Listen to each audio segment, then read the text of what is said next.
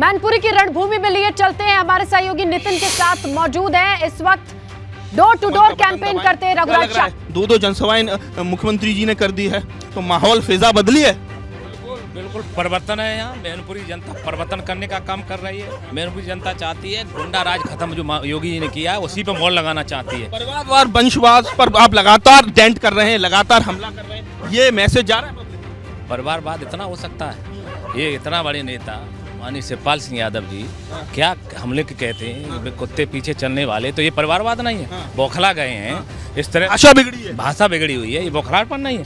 बड़े नेता होने के बाद ये शब्द अच्छे लगते हैं। समाजवाद की परिभाषा कल मुख्यमंत्री जी ने बता वही तो बता रहे, ये हालत है इन लोगों की, इतना बौखला गए हैं। भाई हम तो किसान के बेटे हैं, हमारे संस्कार, हमारे माता पिता ने संस्कार तो भाषा बताने का काम किया, हम लोगों का सम्मान करने का काम किया है। हम बुजुर्गों से आशीर्वाद ले रहे, सब ले रहे, आज बौखला गए। मैं तो 2022 में ही आ गया था भारतीय जनता पार्टी को, नया तो आया नहीं। भारतीय जनता 2022 में, इन्होंने 2017 में हमें धोखा दिया, 2022 में धोखा देने का काम किया, नहीं दिया मुझे।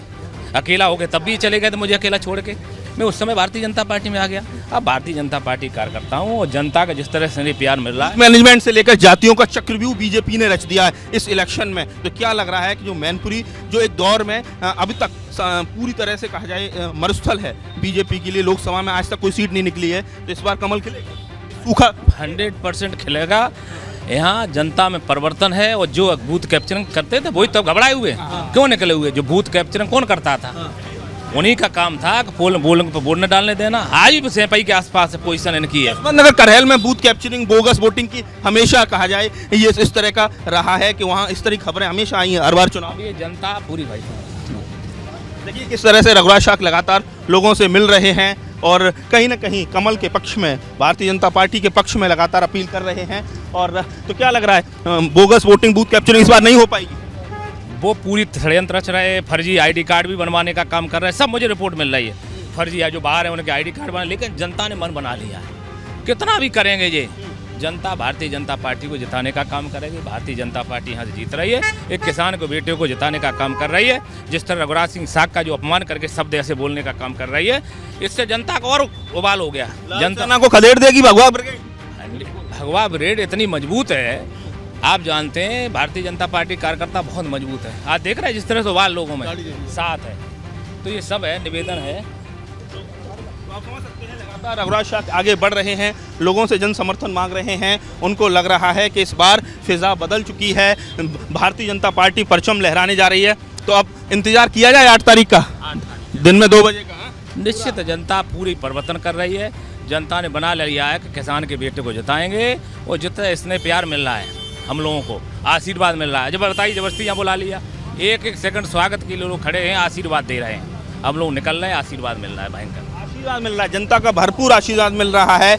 ये कहना है बीजेपी प्रत्याशी रघुराज शाह का। आज आखिरी दिन है, जो दोनों पार्टियों ने पूरी ताकत इस इलेक्शन में झोंक दी है। सियासी तपिश इतनी ज्यादा बढ़ी हुई है कि कहा जाए पूरे देश की नजरें इस लोकसभा चुनाव पर टिकी हुई हैं। तो कुल मिला के कहा जाए, अगर पूरे देश की निगाहें मैनपुरी उपचुनाव पर टिकी हुई हैं, तो हर एक एंगल पर निगाहें एबीपी गंगा की भी हैं, और इसीलिए हम आपको लिए चलेंगे हमारे सहयोगी रतीश के पास। देखिए, हर एक जगह 5 विधानसभाएं हैं जो इस लोकसभा में आती हैं, लगती हैं, और हर एक विधानसभा में अब जातीय तरीके से या किसी और समीकरण की आज तक बात नहीं हुई है, क्योंकि समाजवादी पार्टी का घर कहा जाता है। लेकिन अब हर एक विधानसभा को इस तरीके से देखा जा रहा है कि वहां जाति समीकरण क्या है, वहां किस तरीके के वोटर्स हैं, लोग क्या बातें कर रहे हैं। आप जहां मौजूद हैं रतीश, वहां पर कैसा समीकरण है? अगर जातीय समीकरण की बात कर लें या प्रचार प्रसार की बात कर लें, किस तरीके का आंकड़ा है?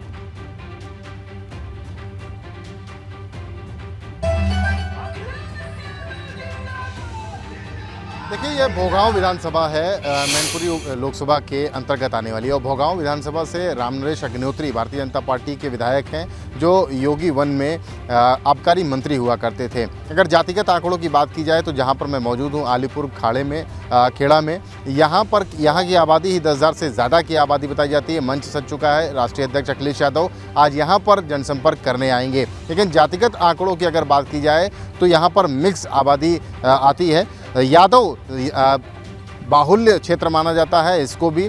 ब्राह्मण मतदाता भी काफ़ी ज़्यादा संख्या में यहाँ पर हैं और क्षत्रियों की संख्या भी ठीक है। लेकिन शाक्य जो सेकंड नंबर पे आता है, यादव मतदाता के बाद शाक्य मतदाता जो ज़्यादा संख्या में यहाँ भी है। मैनपुरी अगर लोकसभा की बात की जाए तो 17 लाख से ज़्यादा मतदाता हैं, जिसमें यादव पहले नंबर पर मतदाता हैं, दूसरे नंबर पे शाक्य है, तीसरे नंबर पे क्षत्रिय आते हैं और उसके बाद ब्राह्मण। तो ऐसा ही पूरी डेमोग्राफी अगर देखी जाए तो इसी तरीके के फिगर्स यहाँ पर ही निकल के आते हैं। लेकिन रामनरेश अग्निहोत्री यहाँ से भारतीय जनता पार्टी के विधायक हैं।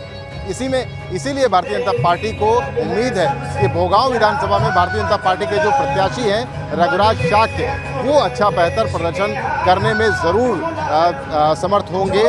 और इस बीच भारतीय जनता पार्टी ये भी दावा कर रही है कि जो अन्य विधानसभाएं हैं वहाँ भी भारतीय जनता पार्टी का जो मैकेनिज्म है, जो रणनीति है, वो ज़रूर कामयाब होगी। लेकिन अखिलेश यादव के आने का इंतज़ार जहाँ पर हम मौजूद हैं वहाँ पर हो रहा है। जाहिर तौर पर रतीश, इसीलिए अखिलेश यादव ने चुनाव प्रचार के लिए आखिरी दिन और कहते हैं कि last but not the least चुना है भोगांव को। भोगांव की जनता जो आबादी है वो किस तरीके से उन्हें याद दिलाते हैं कि विधानसभा कोई लगती हो, विधायक कोई भी हो, लेकिन सांसद इस धरती पर यहाँ पर लोगों ने सिर्फ एक ही पार्टी का चुना है। शायद वही याद दिलाने की कोशिश करेंगे। वीरेश, रतीश और हमारे सहयोगी लगातार हर एक एंगल से आपको तस्वीरें दिखा रहे हैं प्रचार प्रसार की।